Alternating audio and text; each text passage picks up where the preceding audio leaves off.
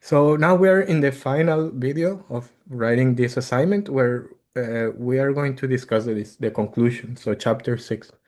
Uh, I think chapter 6 is much easier to write than the chapter 5 because I think now the structure is very clear. I think this approach covers what you have to write. If you take a look at the rubric of your thesis and this assignment, you have to talk about these things. So I think the first subsection you should include is a very small summary of what you have done. I think you can highlight the theoretical contributions. I think that can be a nice summary to make sure it is clear. Like this is what we are advancing, this is what we are moving forward. This is what we are expanding that we didn't know before. So maybe a short summary, it can be 1 or 2 paragraphs is enough.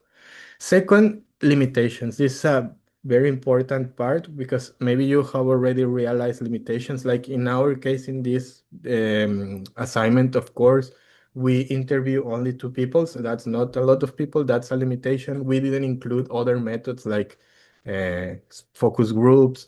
In terms of the survey, our sample, although it works, is relatively small. Maybe we only collected data for like 3 days. Uh, there are maybe I mean like ours was an electronics no electronic like internet based survey, so in a way maybe we are biased, like only people who use internet are answering. So you can maybe report 2 or 3 limitations. There are so many, but also you have to be a bit strategic when writing because you cannot write like 25 limitations there. It will be a bad, it will look bad. So maybe highlight like 3 or 2 or 3 limitations, and then connect those limitations to 6.3 future research directions. So if you had more time, if you were to do this topic in your dissertation, I mean, maybe you can do it applied on accounting. What would you do differently? Like maybe you will add another method, another round of data collection. What would you do different? Would you do it in another country to make a cross-country comparison? Add some ideas. You have flexibility on what to do it. And then 2 final subsections that are a bit disconnected from what I have been pushing you a lot in the theoretical discussion, theoretical contribution. This is very practical. So 6.4 is what can managers learn from this? What can students learn from this? What can teachers learn from this? Policymakers. It is more because since you are studying students and universities, I think your stakeholders or your practitioners can be students as well. So what will they learn from this?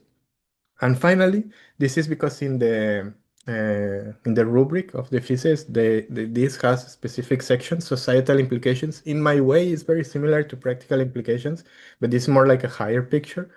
How can society benefit from your study? Like what can we use to improve society in a way? So it like 1 paragraph is enough. I mean, wrapping up everything, this should be like 1 or 2 paragraphs, the limitation. I mean, every section should be like 1 or 2 paragraphs. It doesn't have to be that long. In my opinion, it's easy to write. You don't need many references. I mean, like maybe the wrap up, you can just include the most important ones. Future research, maybe you can get inspired by other studies that used a nice methodology you could also suggest. Practical implications, maybe you don't need references. So I think chapter 6 is not that hard to write. Definitely, it's usually the easiest one to write, I think. So I think that's it. With that, we finish. Remember just to include all the tables. You should have it in your assignment. Include the interview guide as an appendix because it's long, so it's better to put it in an appendix. And also maybe include your transcribed interviews with codes as an appendix.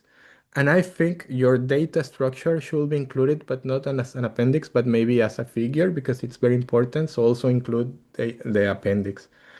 I forgot to tell you, but in chapter 2, it is possible that you would like to have a list of like a maybe when you analyze your data, or maybe I told you in the lecture, when you analyze your data, like based on themes, blah, blah, blah, probably you created an Excel file, like tables, like this paper has this methodology, this context, this sample. So you try to analyze that.